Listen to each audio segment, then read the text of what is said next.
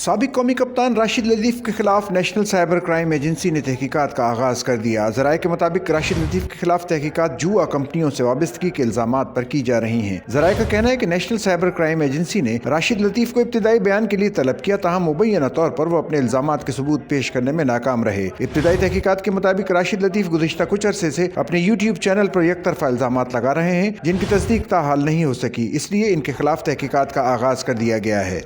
Sachal news network की videos में खुश आमदेद। नाजरीन, वीडियो से मुतालिक अपनी कीमती राय का इजहार कमेंट बॉक्स में ज़रूर करें और चैनल को सब्सक्राइब करें।